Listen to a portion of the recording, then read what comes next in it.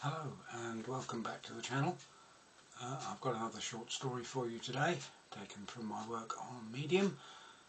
This is a story called Taxi for Julia. Julia took pity on the man standing behind her in the taxi queue. He was soaked to the skin, his dark hair plastered down and glasses dripping.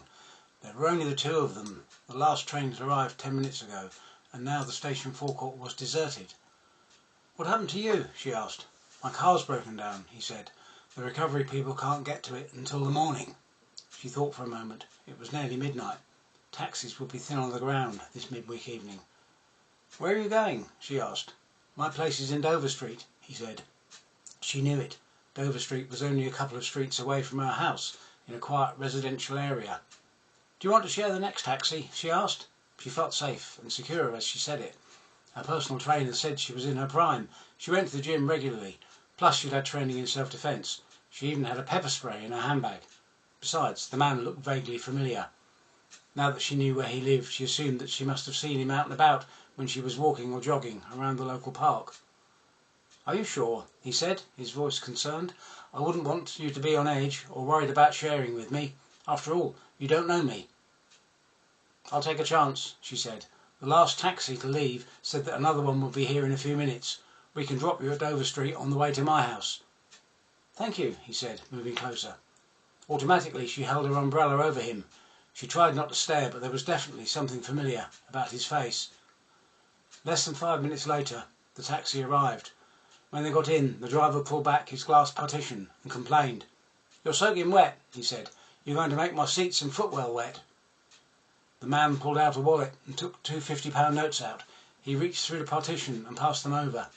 "That should cover it," he said. The driver took the money and shrugged. "Fair enough. Where are you going?" 18 Dover Street, he said. "And then on to Church Mews," added Julia. "Right you are," said the driver, sliding the partition closed and flipping the meter on. They pulled away. Julia couldn't contain her curiosity any longer. "I'm sure I've seen you around somewhere," she said. She was sitting as far away from him as she possibly could, her hands ready to open the bag and take out her pepper spray. "You will have," he said, taking off his glasses. "Do you recognise me now?" Julia looked closer, and then she remembered. "You're the waiter," she said, "from Enrique's, about a fortnight ago." It had been a business dinner with important clients. The waiter had been particularly efficient. As it was on expenses, she had tipped him well. "That's right," he said. "I told you my name was Sam. Do you remember the meal?" "I do," she said. "It was excellent. My clients and I enjoyed it immensely." "What about the wine?" he pressed. Julia thought for a moment. "It was perfect. Of course, the red I drank was your suggestion." "It was," Sam said. "I thought it would be the ideal one for you, especially given the added ingredient."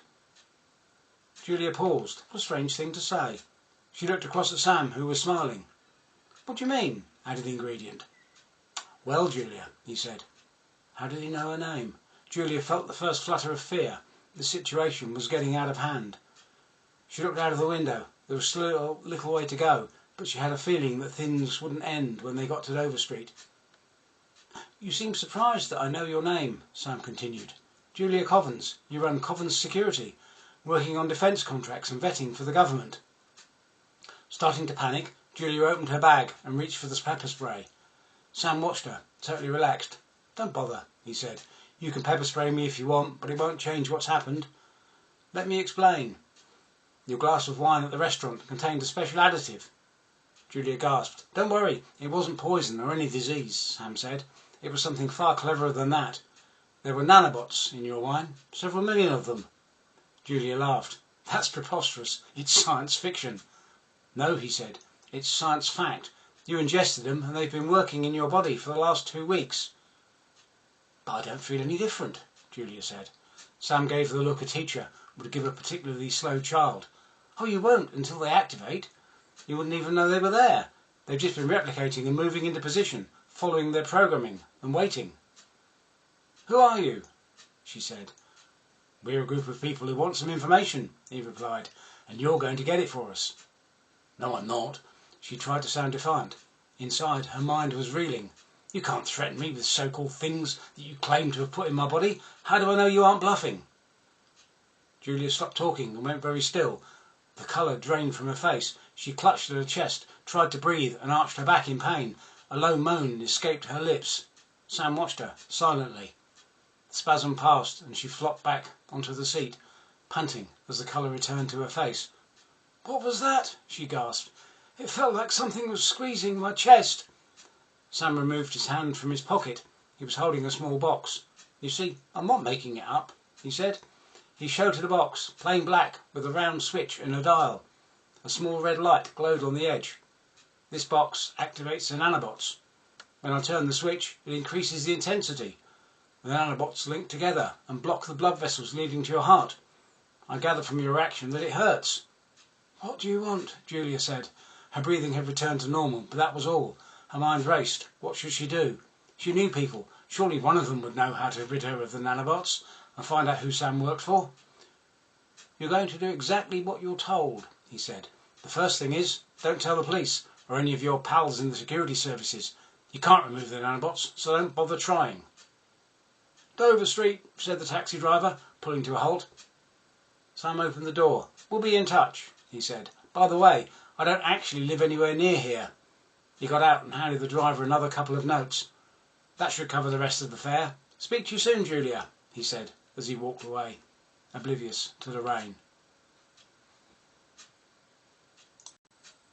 I hope you enjoyed that. Please pop back for more stories. See you soon.